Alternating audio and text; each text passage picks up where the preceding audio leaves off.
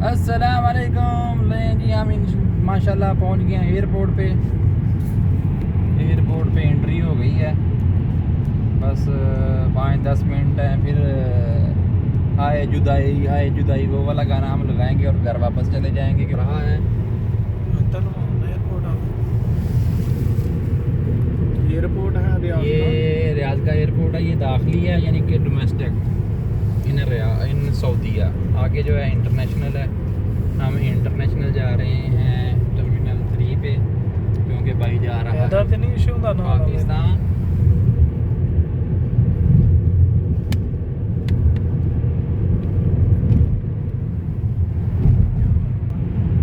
वो आगे आएंगे, ये डोमेस्टिक है।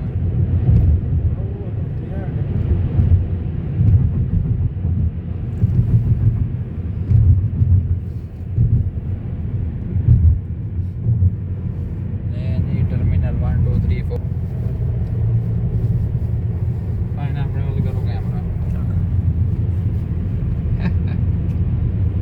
पहुंच गए हैं 2-3 minute and then by go to Pakistan. 2.5 साल का विछोड़ा भी हाय विछोड़ा मार गई 3 साल तू 6 महीने ਕੱਟ ਪਾਕਿਸਤਾਨ ਜਾਣ ਵਾਸਤੇ ਭਾਈ ਹੁਣੇ ਤਿਆਰ। ਹੈਪੀ ਟੂ ਯੂ ਅੱਜ ਹੋਏਗੀ ਸ਼ਾਮ ਨੂੰ ਟੁੰਨੂ ਨੂੰ ਕਰਦੇ ਹੋਏ ਪਾਕਿਸਤਾਨ ਜਾਣਗੇ ਭਾਈ ਹੁਣੇ। ਕੇਕ ਕਟਿਆ ਜਾਏ ਗਾਣਾ ਇਹ ਕੇਕ ਕੱਟਿਆ ਬੰਦਾ ਜਾਏਗਾ। ਹਾਏ ਜੁਦਾਈ ਖਾ ਗਈ ਛੇਬੇ ਦੀ ਜੁਦਾਈ ਜਿਹੜੀ ਨਿਭਾਉਂਗੀ ਇਹ ਸਾਈਂ। ਹਾਂ ਵੇਖੋ ਜੀ ਇਹ ਆ ਗਏ जी आ गया जी। टर्मिनल पहले आएगा जी 4, इधर से स्टार्ट हो जाएगा।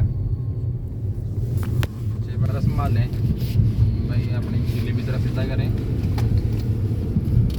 टिकट अपनी बैल तो कट के रखना, उन्हें चेक करा। किनवा टर्मिनल जी आ 4 हाँ वो लिखा है 4। टर्मिनल रियाज तो लाहौर जाएगा। अभी चेक करेगा 3 टर्मिनल में जाएगा या 1 में जाएगा। इन्हें बंद करो जनाब। बंद कर दिया कर दे बंद एक बारी। कि ब्रेक ला ला ब्रेक ला ला।